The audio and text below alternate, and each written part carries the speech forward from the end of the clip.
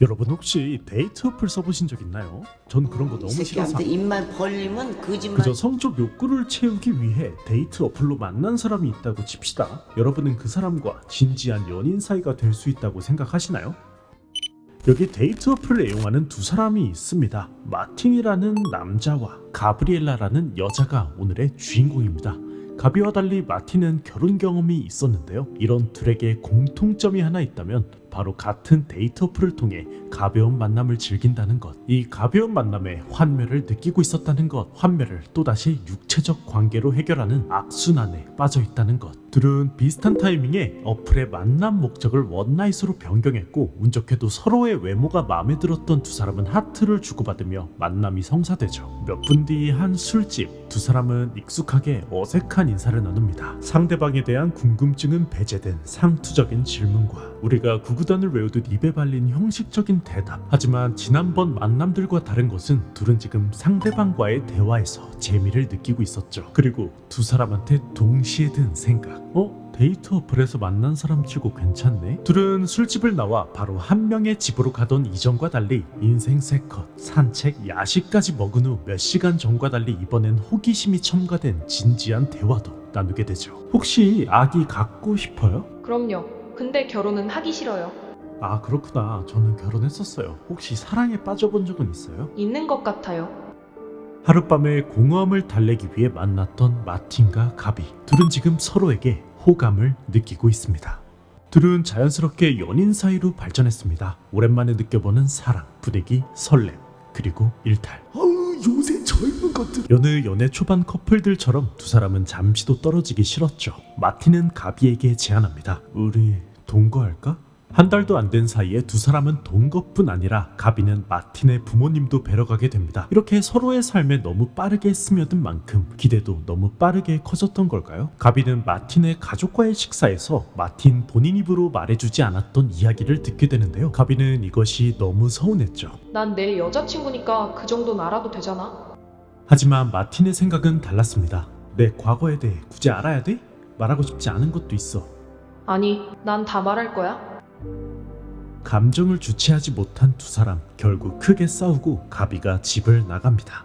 때마침 가비와 마틴에게 또 다른 이성이 접근하는데요. 먼저 선택을 끝낸 쪽은 마틴이었습니다. 오늘 친구들이랑 오랜만에 술 좀 마실게. 가비도 이렇게 답장을 하죠. 나도 그럼 친구네 집에서 자고 갈게. 내일 밤에 봐. 그렇게 두 사람은 그날 밤 또다시 다른 이성과 하룻밤을 보내게 됩니다. 다음날 가비는 마틴의 집으로 돌아오는데 평소 못 보던 이성이 그녀의 옆을 지나갑니다. 게다가 혼자 잤다기엔 많이 헝클어진 침대를 정리하는 마틴을 보고 가비는 직감으로 느낄 수 있었죠. 하지만 자신도 떳떳하지 못했기에 먼저 고백을 합니다. 사실 나 어제 딴 남자랑 잤어. 그 말을 듣고 당황한 마틴은 이렇게 답하죠. 야, 나도. 아무 말 하지 않아도 같은 날 바람을 피는 천생연분 레전드 커플. 방생하지 말고 결혼까지 슈. 두 사람은 부부관계 상담사까지 찾아가 조언을 구하면서 관계를 이어나가려 하는데요. 상담사는 이렇게 조언합니다. 비밀은 또 다른 비밀을 낳습니다. 서로 솔직하게 말하는 연습을 하세요. 그런데 두 사람은 상담사의 조언을 이렇게 해석합니다. 다른 여자랑 놀고 싶으면 놀아도 돼. 그 대신 솔직하게 말해줘. 그래 알았어. 너도 그 대신 나한테 말만 해줘. 대가리가 개박살난 커플이었죠. 둘은 이걸 훈련이라고 생각했습니다. 어떤 비밀도 숨기지 않는 훈련이요. 둘은 의도적으로 파티에 가 각자 다른 이성과 노는 걸 지켜보기도 하고요. 심지어 일부러 다른 이성과 관계를 갖도록 하죠. 마틴과 가비는 스스로를 서로에게 쿨한, 개방적이고 성숙한 연애를 하고 있다고 생각했습니다. 하지만 현실은 서로의 사생활을 존중한다는 명목으로 진지한 관계가 주는 견딜 수 없는 지루함으로부터 탈출하고 싶었을 뿐이었죠. 그것을 반증이라도 하듯 얼마 안 가 둘 사이는 사랑보단 공허함으로 가득 찼죠. 그럴수록 서로 다른 이성에게 관심이 가기 시작합니다. 가비는 파티에서 만난 중년 남성 레리. 마틴은 다름 아닌 전 와이프 베서니를 그리워했죠. 그는 가비가 레리를 만나러 갈 때마다 이미 다른 사람의 아들까지 키우고 있는 베서니의 SNS에 들어가 그녀의 영상을 염탐하기 시작합니다. 가비가 레리와 사이가 깊어지는 만큼 마틴은 더욱이 그리움에 사무쳤죠. 그런 와중 가비로부터 온 오늘 레리네 문자 집에서 메시지. 자고 갈게. 괜찮지? 마틴은 지금 어느 때보다 가비가 필요했지만 오늘 밤은 너랑 보내고 싶어. 보고 싶어.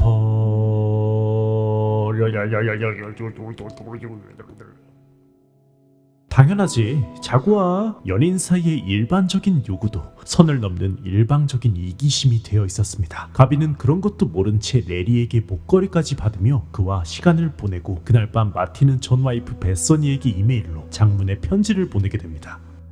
그리고 며칠 뒤 이메일과 목걸이를 발견한 순간 팽팽해진 관계는 쉽게 끊어졌죠. 둘은 서로에게 모욕적인 말을 남기고 가비가 집을 떠나며 그들의 관계도 끝이 납니다.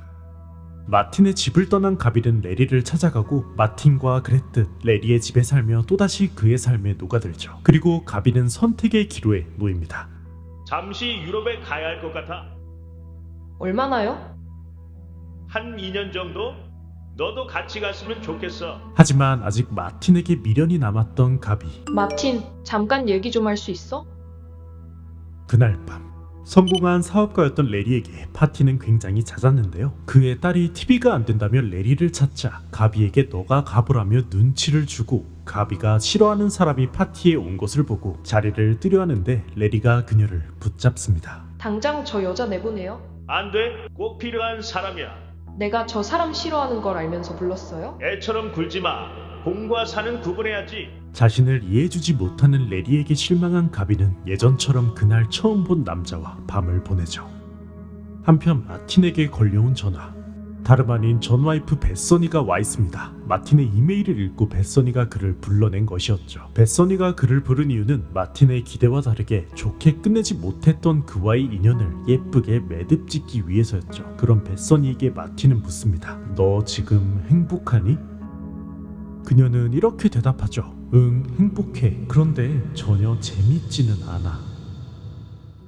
영화 유니스는 사랑에 미숙한 두 남녀가 성장해가는 과정을 그립니다. 마틴은 결혼 경험이 있었지만 실패한 결혼 생활이었죠. 이혼 이후 전 와이프를 회상하며 가벼운 만남을 지속하고 있었습니다. 가비도 마찬가지였죠. 그녀의 대사 아직 사회 출발 버튼을 누르지 않았어요 등으로 볼 때 가비는 20대 초중반의 비교적 어린 나이로 등장하죠. 여러분의 20대 초반의 연애는 어땠나요? 상대방의 사소한 행동에 서운하고 상대방의 다름을 이해하기보다는 나와 생각이 같기를 기대하죠. 그 기대를 벗어나면 실망하기도 하고요. 마틴이 가족 얘기를 숨긴 것에 나였으면 숨기는 거 없이 말했을 거야 라고 소리치는 장면과 레리의 파티에서 손님을 내보내라 라고 하는 장면들이 그녀의 어리숙함을 보여줍니다. 그런 그녀에게 진지한 사랑은 지루하고 소모적인 일이었기 때문에 데이트 어플로 단편적인 외로움을 달랠 뿐이었죠. 다시 영화 얘기를 해볼까요? 레리는 가비를 사랑하지 않았습니다. 그는 가비가 파티에서 뛰쳐나간 것에 대해 이해가 안 되고 이해하고 싶지도 않은 행동이라고 얘기하죠. 이혼을 2번씩이나 한 그에게 연애란 감정이 철저히 배제된 오락이었을 뿐이니까요. 그는 연애는 교환관계라고 표현합니다. 너는 나와 침대에서 잠을 자고 나는 이 집과 너가 누릴 수 있는 특권을 준다는 거죠. 하지만 가비가 레리한테 기대한 건 사랑에 대한 기성세대의 시니컬한 태도가 아닌 중년의 정신적 여유와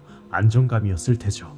결국 가비는 레리를 떠나 다시 마틴을 찾아옵니다. 마틴도 베서니가 행복하다는 말을 듣자 그때서야 후회와 미련으로부터 해방될 수 있었죠. 베서니와의 관계를 마무리 지으면서 생긴 상처는 깔끔하게 베인 것처럼 크지만 전혀 아프지 않았죠. 그저 새살이 돋아날 준비가 된 것뿐이었습니다. 그리고 다시 가비를 만납니다. 이제 누군가에겐 지루하고 안정적이고 재미없는 그런 관계가 필요했던 두 사람의 공통된 의견. 지난번처럼은 안 할래. 그리고 가비는 이렇게 말합니다. 사실 너무 무서웠어. 서로를 지겨워하게 될 거라는 게.